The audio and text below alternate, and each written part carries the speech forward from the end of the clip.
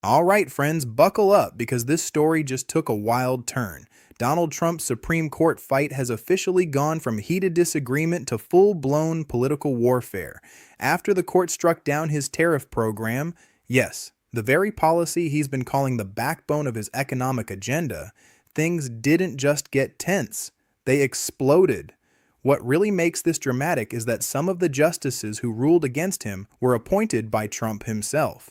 And instead of brushing it off or pivoting to a new plan quietly, he's now openly threatening a workaround that could spark one of the biggest showdowns we've ever seen between a president and the Supreme Court.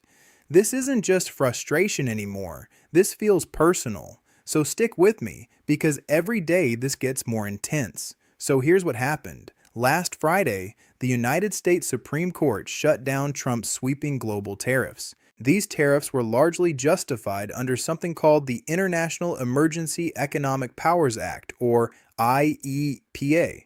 Trump had been declaring what he called national emergencies to justify slapping tariffs on countries across the globe. Fentanyl, national emergency. Trade imbalance, national emergency. Imports from Europe, you guessed it, another emergency. The court ruled that this was an overreach. 6 of the 9 justices said the law simply doesn't give a president unlimited authority to invent emergencies and impose massive tariffs. And here's the kicker. 2 of those votes came from justices he appointed. So today was going to be the fate of whether or not Trump's IEPA tariffs, which about 60 to 75% of the tariff policy right now in the United States is based off of, and the Supreme Court making this decision, a redhead across the Bloomberg terminal, Trump's global tariffs are struck down by the U.S. Supreme Court. So this means that the Supreme Court has decided that using IEPA, which this administration has done when it comes to the fentanyl tariffs and it comes to reciprocal tariffs for other countries, using IEPA is illegal.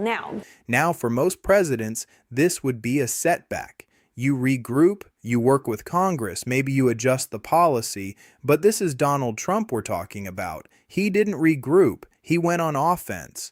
Almost immediately after the ruling, he began publicly attacking members of the court, saying he was ashamed of them. The Supreme Court's ruling on tariffs is deeply disappointing. And I'm ashamed of certain members of the court, absolutely ashamed, for not having the courage to do what's right for our country. And it didn't stop there. He went even further, suggesting that the court had been influenced by foreign interests. That's an extraordinary accusation to level at the highest court in the land. Instead of criticizing the legal reasoning, he questioned their loyalty. They're very unpatriotic and disloyal to our Constitution.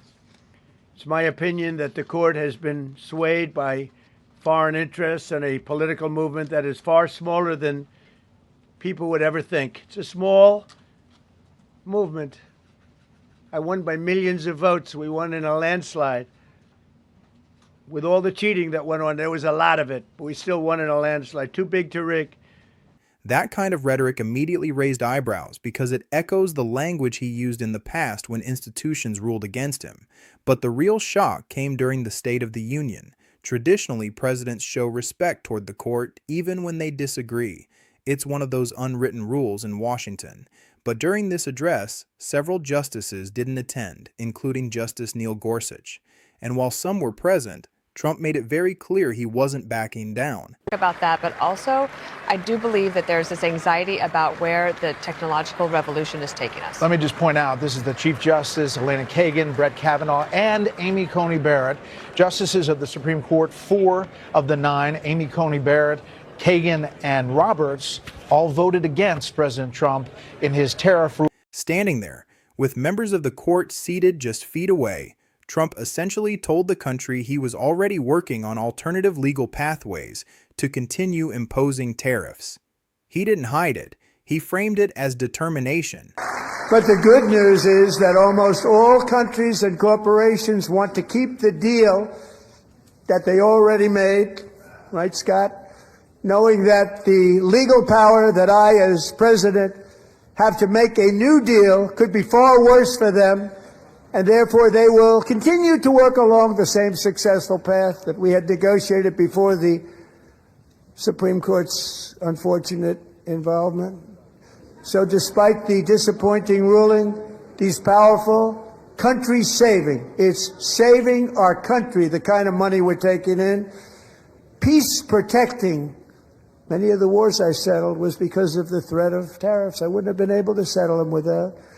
Will remain in place under fully approved and tested alternative legal statutes. And they have been tested for a long time.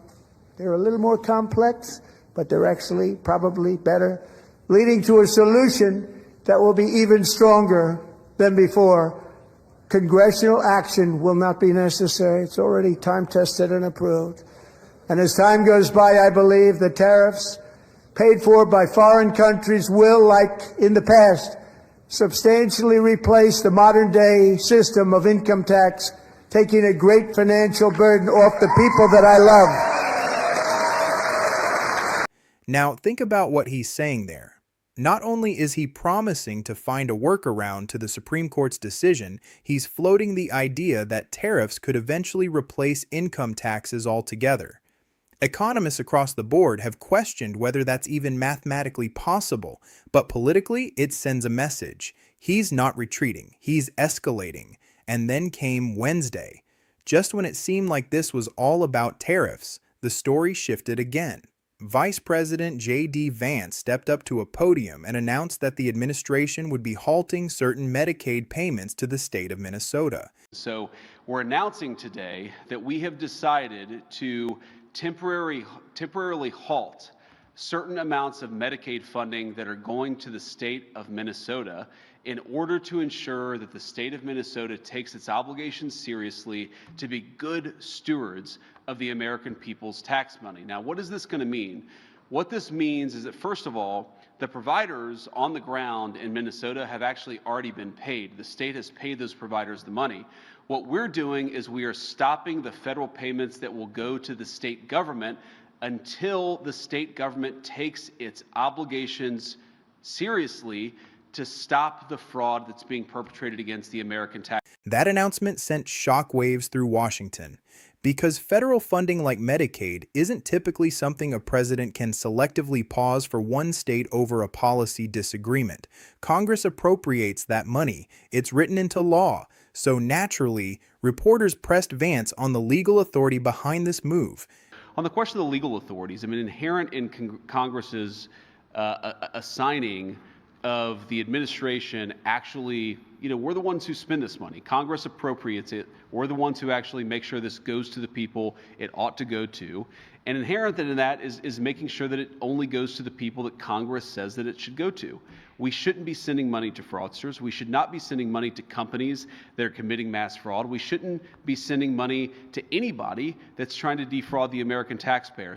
Here's where it gets really interesting. Just days earlier, the Supreme Court ruled that the president does not have unlimited authority over federal funds.